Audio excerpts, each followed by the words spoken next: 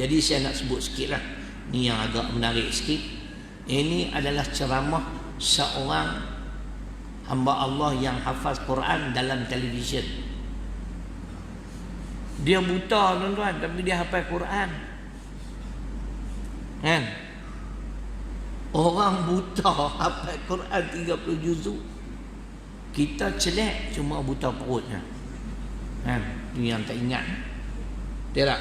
Itu yang tak ingat ayat Quran. Nah, saya kalau orang buta hafaz Quran ni saya respect. Bukan senang. Dan dia boleh berceramah pula tu. Tahun ni tahun lepas dalam TV yang tengok tu orang rumah saya. Balik-balik dia kata tadi dalam TV ada seorang buta hafaz Quran, ceramahnya sedap. Masya Allah. Itu pun gifted lah, anugerah Allah. Beliau sebut tuan-tuan 3 langkah ke syurga. Maknanya kalau kita nak masuk ke dalam syurga Allah, ada 3 benda yang kita perlu. Kita perlu mengambil 3 langkah. Salah satu ni pun Masya Allah. Yang pertama dia sebut, sebab tu saya ambil poin ni daripada orang rumah saya. Ya, bagus. Cuma saya selit dengan Quran hadis lah. Pertamanya tuan-tuan, langkah menuju ke syurga. Yang pertama di antara usaha untuk melangkah ke syurga, ya tidak lain tidak bukan ialah menuntut ilmu. Tuan-tuan, mari kita dengar hadis Muslim. Saya sekarang tu bila cakap kita bagi dalil. Wa man salaka tariqan yaltamisu fihi ilman sahhalallahu lahu tariqan ilal jannah. Ni dah. Cuba dengar ni lo. Saya pun nak catat kan. Dia main spontan lah. Bukan ada catatan pun sini. Kan? Ini wali-wali ni Tuhan dia pimpin. Tak wali. Wali walqa, wali bisa cakap.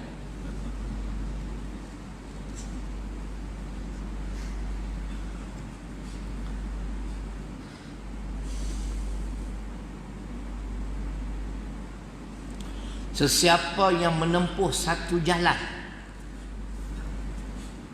saya kena tulis lah.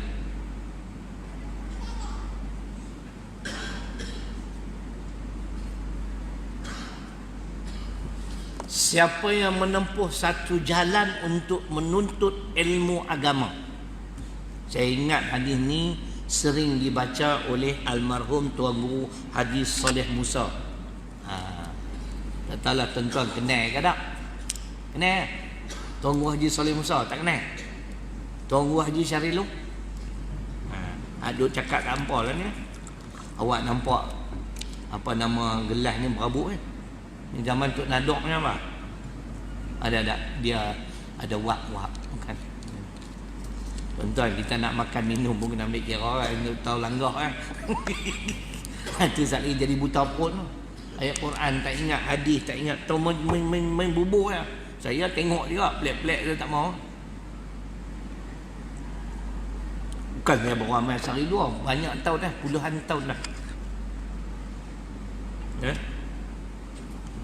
Hadis tadi kata, sesiapa yang menempuh satu jalan untuk menuntut ilmu, kata beliau ilmu agama, cuba dengar, akan dipermudahkan baginya jalan menuju ke syurga.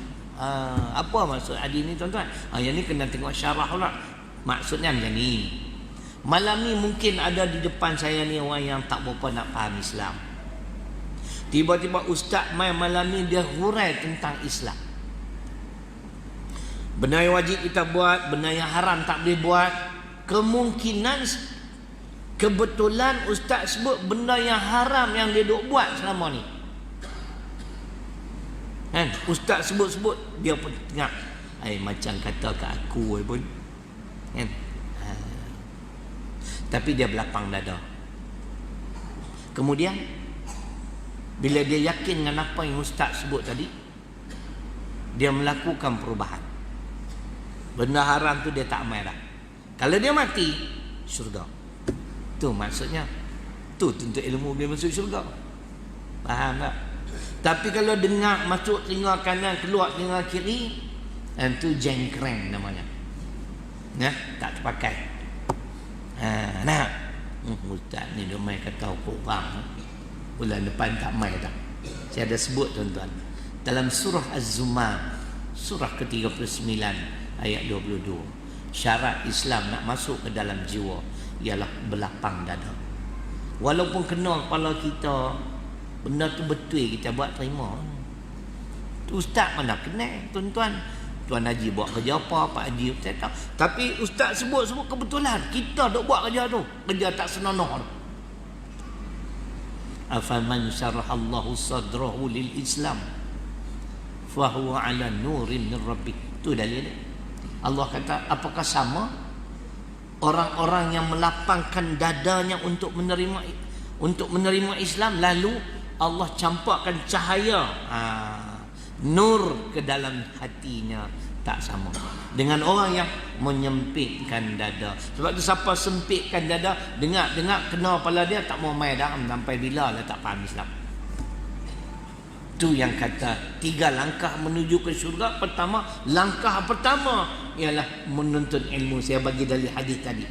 Bila kita dengar, kita faham, kita tinggal, tak payah cerita orang lain lah. Saya nyerilah senang berarti. Dulu kita kerja 16 tahun terlibat dengan sistem riba. Bang, hasil pendapatan daripada sistem riba haram tak bang? Haram, berdosa tak? Kalau mati macam mana agak? Teruk tak? Riba haram kan? Apa yang tak haram abang? Tidur atas riba. Itu dia. Nah. Pak dia nak tidur atas riba, mak dia haram tak? Dia pernah tidur tak? Takkan tak pernah buat manja kau, dia mengaku tu. Aku pun tidur. Cerita macam tu. Bila saya dengar tuan-tuan di antara Ustaz Zakaria Haji Ahmad, almarhum Tuan Guru Haji Ustaz Ghazali Hasbullah, mereka menyatakan pendapatan melalui sistem riba haram, saya belapang dada kan, saya tinggal benda tu. Kalau tak dia lepas tinggal tu mati syurga tu, tapi tak mati lagi kan. Tapi Allah nak bagi lagi peluang supaya kita menebus dosa dan kesalahan kita. Dia lanjutkan usia kita. Boleh tuan-tuan? Saya tak mau tunjuk orang, saya ni. Kalau takdir mati hari itu, saya sedang berhijrah. Orang yang hijrah kepada Allah Rasul ni, insya-Allah tuan-tuan, kalau dia tak dan sampai ke tempat destinasi yang dituju, dia jatuh mati, insya-Allah dia dapat keampunan Allah. Dari Quran An-Nisa ayat 100. Jangan bimbang. Nah, nak baca ayat tu. Syekh nak cek. Syekh kita dia bidang elektrik kan. Bidang elektrik kan. Betul lah, pandai. Kawan ni pergi tekan apa tau, gedebung-gedebang lingkup dia semua. Sebab tu dalam Islam ni Allah ajak kita, innallaha ya'murukum an tu'addul amanati ila ahliha, bagi kepada ahlinya. Nah, bila buka ahli tu, dia tutup tu, dia tekan ni tekan, aku tak lagi meletup bangunan ni, aku tak ada lari keluar. Kan? Cerita macam tu. Mai Tok Syekh ni okey kan? Nah, tu. Rumah saya pun nak buat wiring lain lah. Sebab dah 20 tahun dah. Kali ni kita buat tak satu lorong tu, tak semua untuk yang tu. Aircon lorong tu elektrik tu, bila trip semua. Alah dah. Hari tu dia trip lampu dalam pos apa semua, tapi aircon ada lagi. Cantik lah macam tu. Kan? Ni zaman-zaman dulu dia petak fikir tu lah. Dia kena buat kajian tuan-tuan. Betul tak? Benda-benda ni. Baik.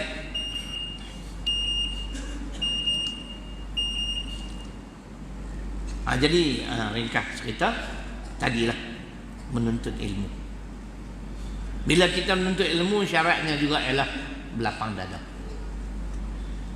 Bila kita tinggal benda yang haram, mati dalam keadaan sedemikian. Ada ayat nak tengok Aisyah, An-Nisa 100. Cari dah. Amai saya baca. Wa man yuhajir fi sabilillah yajid fil ardi muraghaman katsiran wasa'a wa man yakhruj min baitihi muhajiran ila Allah wa rasulih thumma yudrikul maut faqad waqa'a ajruhu 'ala Allah wa kana Allahu ghafurur rahim. An-Nisa surah 4 ayat 1. Itu dalil dia tuan-tuan. Kita dalam perjalanan ke satu tempat, kita dah bertaubat dan sebagainya. Nah, kita nak buat perubahan, kadang kita dapat maklumat yang tepat, tiba-tiba mati dalam perjalanan. Tu dalil dia. InsyaAllah kita bakal mendapat ganjaran pahala serta keampunan dan rahmat Allah. Baik, jadi langkah pertama menuju ke syurga, di antaranya langkah yang boleh kita ambil ialah menuntut ilmu. Bagus kan orang buta ceramah kan. Bila orang rumah saya, dia kalau tengok bagian-bagian TV dia catat kan, sebab dia pun ustazah kan. Tapi ayat Quran hadis dia kena rujuk suami yang tersayang lah kan. Tentu dia tak boleh pergi, dia kena tanya aku. Ni apa nak sesuai ni? Ni dia ayat Quran, ni dia hadis. Dia kira macam tu. Saya suka macam tu tuan-tuan. Ada point kita kait dengan Quran dan hadis supaya lebih mantap hujah kita. Yang kedua, beliau kata selain pada menuntut ilmu, tadi saya dah makna dari Quran, Iqra ayat pertama surah Al-Alaq, Iqra tu. Nah, saya bagi dalil hadis Muslim. Saya bagi At-Tahrim ayat 6, kewajipan menuntut ilmu. Dan syarat ilmu nak masuk, Islam nak masuk ke dalam jiwa seseorang ialah dengan berlapang dada. Yang kedua beliau kata ialah taubat. Taubat juga langkah menuju ke syurga. Dulu zaman kita jahil, Syekh. Dia tak, Syekh? Syekh dulu jahil tak? Awak keluar-keluar alim terus ya? Oi, kemah ni. Duk cakap pun haprak tak? Tapi taklah, James Bond. James Bond ni baik sikit pada James Bond lah kan. Ni duk cakap ni, saya tak malu. Tapi kita ambil langkah taubat. Mana dari Quran suruh kita bertaubat? Surah yang sama At-Tahrim, surah ke-66 ayat yang ke-8. Begitu juga dalam surah An-Nur ayat 31. Saya baca At-Tahrim ayat 8. Ya ayyuhalladzina amanu tubu ilallahi taubatan nasuha. Kan Allah sebut, wahai orang-orang yang beriman, kembalilah kamu kepada Allah. Taubat mana tubuh tu kembali. Kembalilah kepada Allah dengan taubat nasuha. Taubat nasuha ni apa tuan-tuan? Kita berhenti daripada melakukan maksiat tersebut, kita menyesal, kita berhenti, dan yang ketiga kita bertekad dan berazam tidak akan mengulangi lagi kesalahan atau dosa yang sama. Itu taubat nasuha. Dan disertai dengan amal-amal soleh. Jadi tuan-tuan, kalau takat cepat tadi kita mula 7.40, jam apa cepat kan saja nak aku balik awal ke nak? Tapi tak apa, pasal aku pemain awal ni. Pak Haji kata ustaz ni paling awal ni. Tambah kemarin lagi awal Pak Haji, 6.20 sampai dah kuliah. Puak-puak taman bila tengok-tengok saya main kelam kabut, main buka surau, takut kena marah. Kebetulan saya pergi makan nuri, dah lalu kot tu, nak balik rumah buang masa. Saya jenis buang masa tak, orang jenis warak kan, tak mau buang masa. Baik, taubat yang tidak disertai dengan amal soleh sia-sia. Aku taubat dah, tak main dah judi. Bayang pun tak, puasa pun tak, agak-agak boleh Pak Haji macam tu. Agak-agak boleh.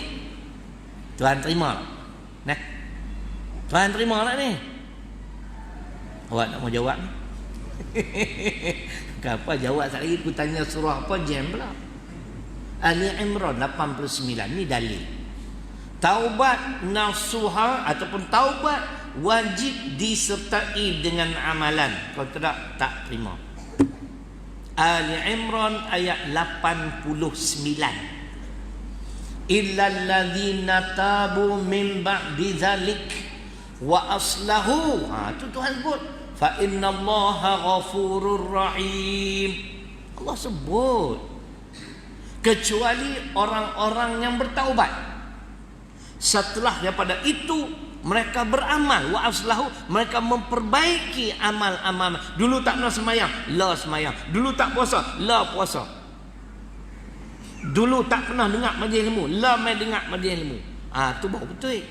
Setelah bertaubat, mereka memperbaiki amal-amal mereka. Ketika itu fa innallaha ghafurur rahim, maka sesungguhnya Allah itu Maha Pengampun lagi Maha Penyayang. Itu Allah sebut.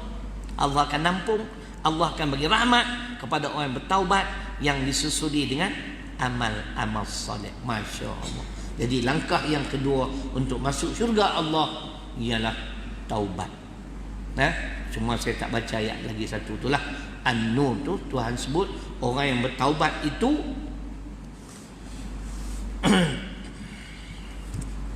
An-Nur 31 tuan-tuan.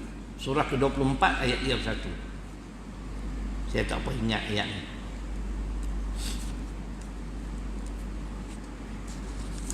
Allah sebut dengan jelas. Ya. Wa tubu ila Allahi jami'a ayyuhal mu'minun la'allakum tuflihun. Penghujung ayat. La'allakum tuflihun. Wa tubu ila Allahi jami'a. Dan kembalilah kamu semua wahai manusia kepada Allah dengan taubat. Wahai orang beriman. La'allakum tuflihun. Kalau mengaji bahasa Arab tuan-tuan, la'alla ni dia sebut satu benda yang satu kepastian ataupun harapan cerah. Harapan cerah, kamu akan tergolong di dalam golongan orang-orang yang tuflihun, yang berjaya. Siapa dia? Orang-orang mukmin yang bertaubat. Bila berjaya masuk mana? Syurga lah. Syurga. Itu dalil dia. An-Nur 31. Baik. Akhir sekali langkah ke syurga, ya, yang ni ayat Quran pun ada, yakni amal soleh. Tuan-tuan pernah dengar tak dalam suratul Kahfi ayat 106 kalau tak salah saya, innal ladzina amanu wa 'amilus solihat kanat lahum jannatul firdausi nuzula khalidina fiha la yabghuna anha iwala. Itu ayat dia 106 kot, suratul Kahfi. Suratul Kahfi surah ke-18 ada 110 ayat. Ayat saya baca tu 106. Cuba dengar makna. Sesungguhnya orang-orang yang beriman serta beramal soleh, lepas dia ada ilmu, main iman, dia percaya. Bila percaya, dia amal. Adalah bagi mereka syurga Firdaus. Syurga paling tinggi tuan-tuan. Syurga Firdaus. Jangan harap buah nama Firdaus. Panggil macam Jebon. Itu tak mahu kan? Nama cantik dah syurga Firdaus ni. Sesungguhnya orang-orang yang beriman serta beramal soleh, bagi mereka ialah syurga Firdaus,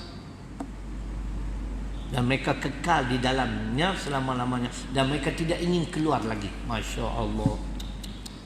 Hasil apa?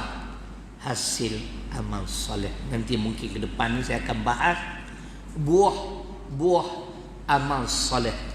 Dia ada buah dia tuan-tuan. 7 Tuhan bagi di dunia, 3 Tuhan bagi di akhirat. Salah satu di akhirat syurga. Itu hasil buah amal soleh. Sebab tu kata penceramah yang tak nampak tu, di antara langkah menuju ke syurga yang ketiganya ialah amal soleh.